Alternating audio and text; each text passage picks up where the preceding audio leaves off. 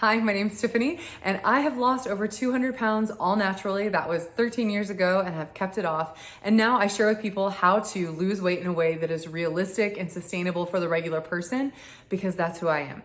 In this video, it's gonna be part one of a two-part series where I share the things that are likely keeping you fat. Now, everyone knows that there are tons of diets out there. There are tons of gyms, tons of fitness regimens, but there are still tons and tons of fat people. And the reason is because it's not just about having the right diet or having the right fitness plan. There are so many other factors that come into play when it comes to losing weight and keeping it off. And so I know what those things are because I had to figure them out and I have had to live with them over the last 13 years. And so this is what I do on my channel. I share that information with you. So today I'm going to share the first 5 things that are likely keeping you fat, keeping you from reaching your health goals. And in the next part 2, I will share the next 5. So the first thing that I see with people is that they're following a nutrition plan that is just not realistic for their lifestyle. Okay, so maybe you're like me and you're a mom of a bunch of kids, or you live a really busy life because of your work schedule. Trying to follow a diet plan that requires you to, spend hours cooking, hours meal prepping, right? And all of these sort of things, that's just not realistic for my lifestyle. I don't know about you. And so there have been times, in the past where I said, okay, I'm going to do this. And I've got these recipes and they're super long and there's all these super involved ingredients. And realistically, I can maybe make that happen for 1 or 2 weeks, but 4 months from now, I'm not going to be able to continue to do that. It's just not realistic for my lifestyle. It's not realistic for my personality. I'm someone that needs something like super easy, super fast, super basic. I'm not a cook. I'm not a chef. I don't enjoy doing those things. And so when you choose to follow a nutrition plan that's just not realistic for your lifestyle or maybe your life season, then you're not going to follow it. And so it can be the best, nutrition plan out there. It could be super healthy, but if it's not something that you can follow and that you can enjoy, then you're not going to follow it. And then it's not going to actually, be successful. Also, if it's not realistic for you to forsake sugar for the rest of your life or forsake all sorts of, refined carbs, then you're also not going to follow it. I have a lot of friends who come to me and they're so excited because they've found this plan that they are sure is going to solve all of their health problems, all of their, weight problems. And they're like, yes, I cannot eat any refined sugar. I cannot have any carbohydrates, right? I cannot do and they've got this long list and they're so excited and they've got their stack of supplements, but 2 months, 3 months from now, when vacations start to come in, holidays start to come in, they're no longer following those plans. And now they feel defeated, they feel confused because they feel like they found the holy grail of what is actually going to be sustainable and, help them reach their goals. And then they fail at it and they're like, well, now what do I do?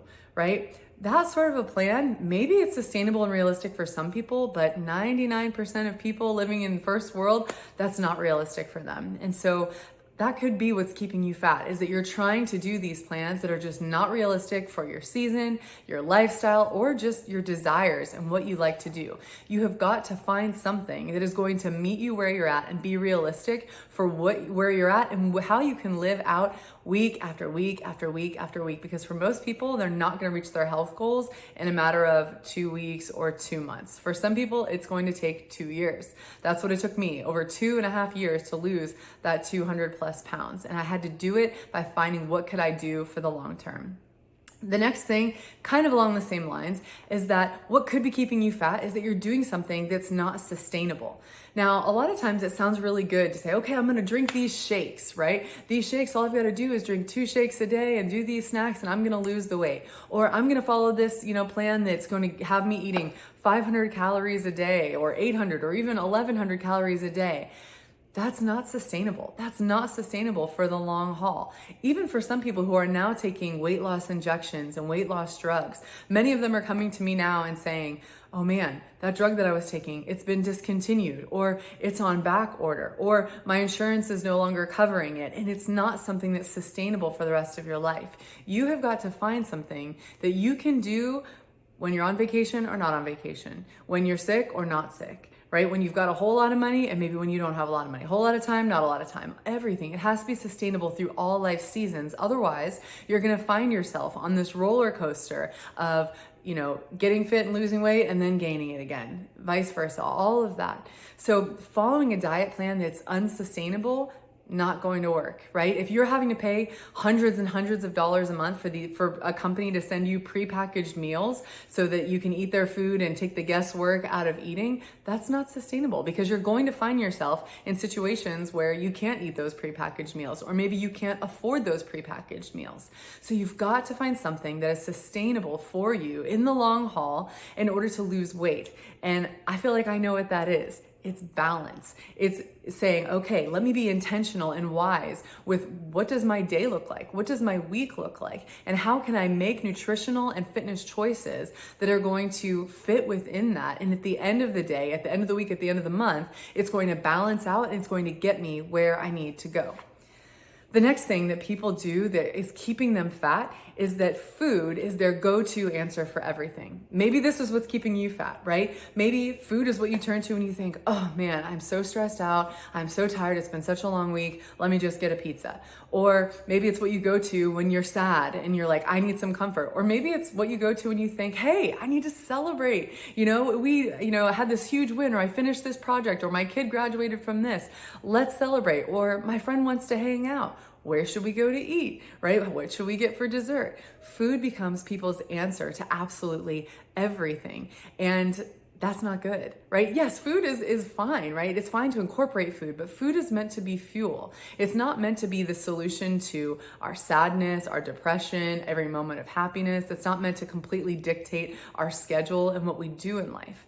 And if food is holding that place in someone's life or in your life, it's going to be very hard to actually be the one who's in control of food. It's going to be very hard to probably even make decisions that are going to help support your goals and be healthy, because usually those foods that people celebrate over or that people turn to for sadness aren't a salad, right? They're normally those comfort foods, or they're normally those desserts. So food has got to come off of the place of king, really, of what determines everything in your life, and actually take a subordinate position where you are actually saying, okay, no, if I'm sad, I can find another way to deal with that sadness. If I'm bored, I don't need to go and open up the pantry and see what's there. I can actually do something more constructive with my time. It can even be something that's still relaxing. Maybe it's take a nap, right? Or take a walk, or watch a show, or whatever you might find to be relaxing, and it not be food. Whenever you celebrate, you can still celebrate with food, but you can become intentional and say, okay, what are some healthy ways that I can maybe flip this recipe and make it a little more healthy? Or, hey, could I actually learn to celebrate and be present with people outside of actually all of the focus being on the food? So food being the thing that literally all of life is wrapped up in definitely keeps people fat. Because when I'm coaching them and then they're like, oh, but this birthday comes up and we eat this food every year for my birthday, or then this holiday, or then this vacation, and then this, it's like all of it is actually wrapped up in food.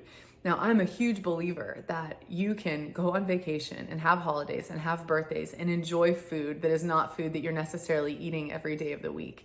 But you have to have a plan with it. You have to be intentional about it, and you have to have the right mindset around it. Food is not meant to be the answer or solution to any problem other than just the fact that you need fuel to live. It is not a medication, right? It's not a friend. It's not any of those things.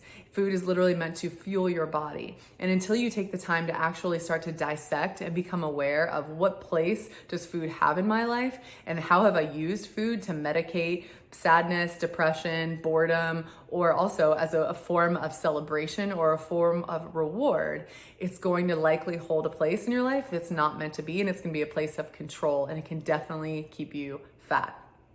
Number 4, you don't actually believe that you can lose weight. This keeps a lot of people fat because they know they want to, lose weight, and maybe they even know they can because they have lost weight in the past. But in terms of if they were to really be asked, what percentage are you confident that you are going to lose weight and be successful on this next, weight loss venture? Most of them would say, I'm about 40% confident, right? They don't actually believe they can. And why?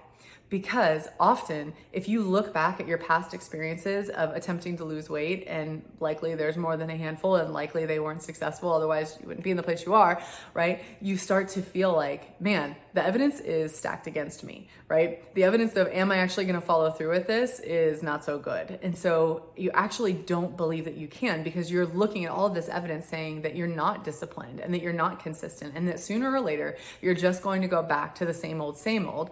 And when you're looking at that evidence, it's hard to actually believe, yes, I can do this. And here's something that I learned from a book by Neil Anderson. He said, it is impossible for us to consistently behave in a manner that is inconsistent with what we believe. Meaning, if deep down you really don't believe that you're going to be successful, then it's only a matter of time before you turn back to the bag of chips or you're eating a whole pizza or whatever, if that's really your deep down belief, then it's only a matter of time before the right circumstances happen and start to put that pressure on you that you revert back to that. So it is so vital in anyone's weight loss journey that they take the time to actually figure out, what do I believe about myself and my capacity to reach my goals? What do I actually believe about food and what it can do for me? And what do I believe would happen if I actually didn't turn to food in that sort of way? Or what do I believe is my capacity to actually exercise? Do I believe that fitness can be a part of my life in an enjoyable and empowering way? You have got to start to, evaluate what are your beliefs, because our beliefs absolutely determine everything that we do. And the things that we do determine our patterns, our habits, which eventually determine the outcomes in our life.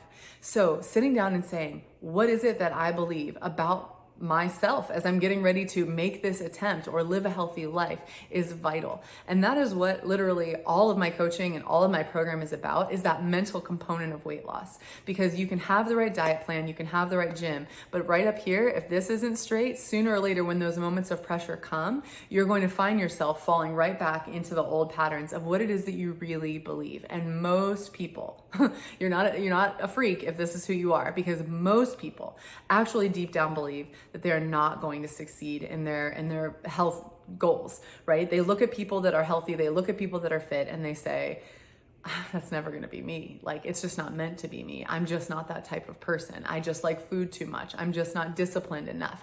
All of those things are scripts in people's mind that are actually keeping them from ever even reaching their goals, because it's what they believe, and we cannot behave in a manner that is inconsistent with what we believe.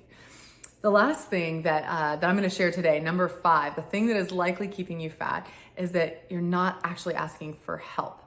So often we think, well, I should be able to do this on my own, right? Like, we know, here's healthy food, here's unhealthy food, don't choose the unhealthy food and you'll be good, right? But as we've seen, that doesn't actually work out for people most of the time. There are so many different factors going on in terms of what has gotten someone to be overweight and what's keeping them from overweight, what's keeping them from actually being successful in all of these attempts that they're making at reaching their health goals. And a lot of times we need some outside information, some outside help, some outside perspective on what's going on to help us get to a place of freedom. For example, we know this in many other ways in our life, right? Like, if you have some sort of disease going on in your body, if you have cancer, you're probably not going to try to treat that yourself. You're going to go to someone who's a specialist who really understands what's going on and ask for help, right? If you have a pest control problem, you're probably not going to try to treat it yourself. Or maybe if you do try and you see that you're not being successful, you eventually turn to the professionals. My husband and I just did this week. We had a major yard issue and we tried a few times. We were wasting our own money trying to fix it ourselves because we thought it would be cheaper in the long run, and it ends up that we still needed to hire a professional. And this is very true. Like, if you have been trying to lose weight and you're still not, it means you need some outside help. Yeah, I'm a weight loss coach. I would love to help you, but there's other people that can help you too, right? So maybe it's that you need to join a gym and find a group of people that you can come around and that are going to help keep you focused and help really encourage you in that way. Maybe it's that you need to find an accountability partner, or maybe it's that you do need to find a weight loss coach or a health coach, someone who says, I've been there, I've done it, and now let me help you. Let me help ask you the questions that you need to be asked, and then actually wait to hear the answers and make sure that you're actually finding out what are the answers, and then help walk you through that. And then I'm going going to hold you accountable. And then I'm not going to go away when the holidays come or when the vacations come. I'm going to watch what you're eating, right? Ask for help. If you are not seeing success in an area, don't just keep doing the same thing over and over again, thinking that something's magically going to change, because it's not, right? So these are my first 5 things that people really do and continue to do, and it keeps them fat. If you enjoyed this at all, I hope that you come back for part 2. And if anything that I've been sharing has been hitting home for you, I highly suggest that you check out my website, www.confidencecurrency.co, where you'll find information about my course. It's called the 4-Week Intensive, and it's where I literally walk you through things like your history with weight loss. What are the mental, components of what you're thinking and what's really keeping you from making success, and helping you develop a plan that will be realistic and sustainable for you. I also have personalized coaching where I personally will walk you through that. Either way, best of luck on your health journey, and remember, you can.